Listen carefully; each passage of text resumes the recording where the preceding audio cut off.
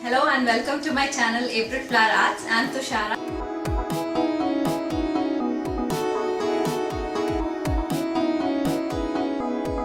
Today I am going to share with you my recipe for a simple Kerala chicken curry. This recipe is exactly how my grandmother makes in Kerala, a small coastal state in India. This curry is different from other chicken curries in India because of the use of fennel seeds, coconut, curry leaves, coconut oil, and also the freshly made garam masala at home. So let's see what are the ingredients we need for that. I have taken here 500 grams of chicken pieces with bones. Firstly, we have to marinate the chicken pieces. To this, I have already added a teaspoon of black pepper powder, a teaspoon of salt, and a teaspoon of lemon juice. To this, I'll be adding other spices as well. A teaspoon of turmeric powder, a tablespoon of red chili powder, and 2 tablespoons of coriander powder, and a tablespoon of chicken masala powder or garam masala powder. This is optional. So I am going to mix it very well with my hands and coat the chicken pieces with all the spices. We need to let the chicken marinate for at least 15 minutes. By that time we will see what are the ingredients we require for the gravy. 2 green chilies which I have sliced into long pieces like this. So this chicken curry is on the spicier side. You can of course reduce the chilies and peppers according to your preference. 1.5 tablespoons of thinly sliced ginger, 2 tablespoons of thinly sliced garlic. Here I have taken about 8 to 9 cloves of garlic, some curry leaves, 2 cups of sliced onions. Traditionally the small variety of onions called shallots are used, 1.5 cups of chopped tomatoes, some oil for cooking. If you like the flavor of it, you can definitely use coconut oil for this curry. So now let's see how to prepare the curry. You need a thick bottomed pan to prepare the curry. Here I have around 2 to 3 tablespoons of oil heating up. To the hot oil, I'll first add the garlic and ginger and saute for a few seconds. You need not brown the garlic and ginger. Just when you see that the aroma is coming out, you can add the sliced onions. If you want more gravy, you can of course add more onions or shallots. I'll also add half a teaspoon of salt to quickly cook the onions.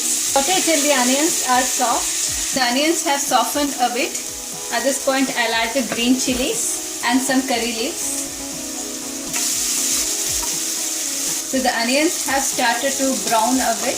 At this point, we can add the chicken pieces. So one tip here is that as soon as you add the chicken when you're preparing the chicken curry, do not right away stir the chicken.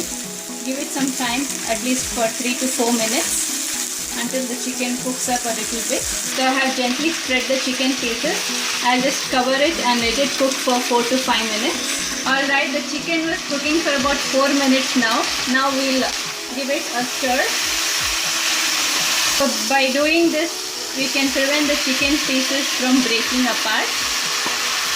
So now I have completely mixed the chicken pieces with the onions. I've kept the heat at medium and I'll cover the chicken and let it cook for 10 more minutes now. While the chicken is cooking, we'll prepare the garam masala powder. You can of course use store-bought ready-made garam masala, but if you want that authentic Kerala chicken curry taste, you have to make it freshly. You'll need 2 bay leaves, a 2-inch piece of cinnamon, 9 to 10 cloves, half a teaspoon of fennel seeds or saunf. So this is what gives the authentic taste to the curry, and half a teaspoon of black pepper. To prepare the garam masala, we need to dry roast these spices. So on a hot pan, I'm going to add all these spices and just roast it for a few minutes on medium heat. So it won't take much time to prepare this masala. Just took 1 to 1.5 minutes to dry roast all these spices. Now I'm going to crush it in a pestle and mortar. So the chicken was cooking at medium heat for about 10 minutes. I just gave it a stir 2 to 3 times in between. So I didn't add any water, but if you see that the chicken is drying up, you can sprinkle some water. So next step is an optional step. I'll be adding some shredded coconut, about 1/4 cup. Alternatively, you can also add thinly sliced coconut pieces or totally skip this step. Just about 1/4 cup. Stir it in and let it cook for 1 more minute. so that the coconut also gets toasted and gives a nice flavor. So the next step is to add the tomatoes. I am adding here 1.5 cups. You can of course add more tomatoes if you want a lot of gravy. The second tip for today is you have to always add tomatoes to the chicken curry only after the chicken has cooked halfway through at least. This makes the chicken pieces absorb all the spices and become very flavorful, and it also becomes very tender. But if you add tomatoes before the chicken pieces tend to become very rubbery and they do not absorb any flavor and they remain very bland.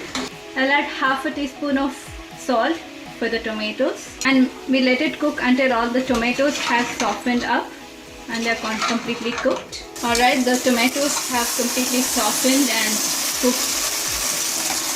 At this point you can stop, but if you want more gravy you can add water. Adding water is completely optional. So I'm going to add about 2 cups of water. At this point you can also check for salt and add more salt if needed. I'll let the chicken curry come to a boil. The chicken curry has come to a boil. Now I have reduced the heat to a minimum. Finally I'll add the freshly ground garam masala. The homemade garam masala has taken the chicken curry a few notches higher in terms of flavor as well as aroma. So I'm gonna simmer it for 5 more minutes before serving.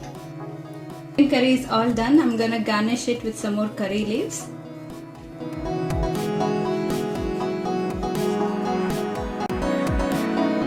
It is smelling awesome because of the freshly made garam masala powder. And the chicken pieces are extremely flavorful and tender as well. Hope you like this recipe for authentic Kerala style simple chicken curry. If you do so, please hit the like button. Subscribe to my channel. Until next time, it's bye from me. Thanks for watching.